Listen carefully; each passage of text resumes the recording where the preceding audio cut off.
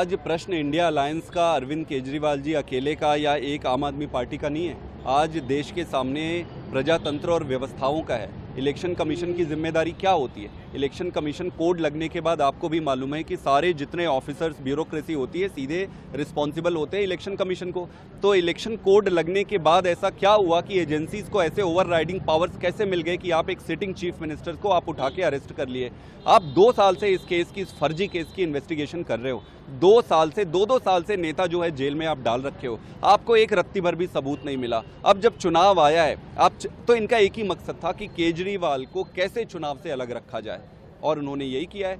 ED आज अपना जो भी मान सम्मान था खो चुकी है, और जिस तरीके से ये काम कर रही है, सारे इनके ऑर्डर भारतीय जनता पार्टी के हेड ऑफिस से आते हैं। लेकिन एक जो सीरियस कंसर्न आप लोगों ने ईसीआई के सामने रखा कि जो सत्तारूढ़ दल है वो बाकी राजनीतिक पार्टियों को समान राजनीतिक अवसर चुनाव लड़ने के लिए नहीं छोड़ रही है, ये कोई साधारण आरोप नहीं है। ये बिल्कुल, ये आरोप है, और ये आरोप नहीं है, सच्चाई है। आप देखेंगे कि पिछले 14-15 ऐसे केसेस आप देख सकते हैं जहां पर इन्होंने ईडी के रेड कराए और पॉलिटिकल यूज करने के लिए अपने में शामिल करा लिए, या फिर उनको जेल में डाल दिए।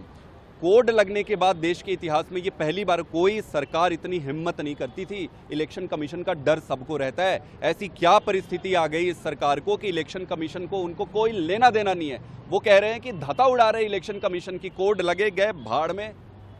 कोड का क्या होता है? भारतीय जनता पार्टी कह रही है भारत के इतिहास में कभी नहीं हुआ है। हम आज इलेक्शन कमीशन से मिलके उनके दायित्वों का उनसे निवेदन किया कि आप अपनी ताकत पहचानिए, आपकी जिम्मेदारी बनती है, देश आपसे प्रश्न पूछेगा। आज किसी और एजेंसी से प्रश्न नहीं पूछेंगे, इलेक्शन कमीशन की जिम्मेदारी बनती है। ईसीआई ने कहा कि हम इस पर देखते हैं और आगे बताएंगे। आम आदमी पार्टी ने दावा किया है कि जो अरविंद केजरीवाल साहब की फैमिली है वो घर में नजरबंद है, कितनी सच्चाई है? कल से मैं खुद और मेरे साथ कई सारे लोग, हम घर में जाकर सारे परिवार वालों से मिलना चाह रहे थे, हमें मिलने नहीं दिया जा रहा था। उनके घर में दूध, फ्रूट्स, वेजिटेबल्स, किसी की सप्लाई सुबह से रोक दी गई थी। जितने एमएलएज और जितने मिलने जाने वाले थे सबको रोक रखे थे। तो एक तरीके से वर्चुअली डिटेन करके रखा था पूरे परिवार वालों को। तो इस पर कोई नई बात नहीं है। भारतीय जनता पार्टी से और कोई उम्मीद नहीं है इस देश को। प्रश्न आज भारतीय जनता पार्टी को तो पूरी देश जानती है, प्रश्न आज इलेक्शन कमीशन के ऊपर खड़ा हो रहा है कि कोड लगने के बाद ये सारी गुंडागर्दी चल रही है, आप कहां खड़े हो? लेकिन इंडिया अलायंस कंप्लीटली आपके साथ या केजरीवाल साहब के साथ खड़े हैं।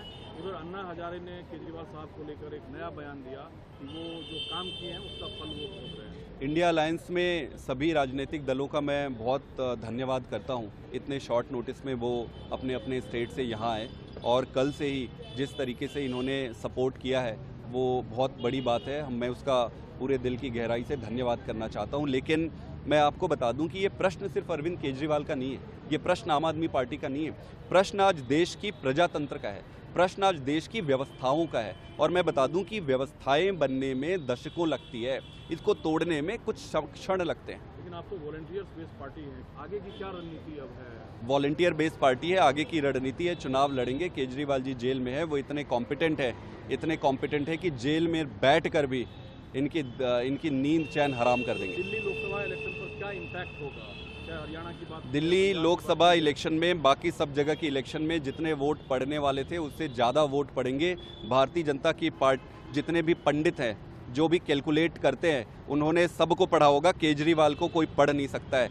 आज जो उन्होंने उनको जेल में डाला है, उससे आम आदमी पार्टी को जनता और प्यार ज़्यादा सपोर्ट करेगी, आगे बढ़कर आएंगी और इनको अपना असलियत सामने आएगा।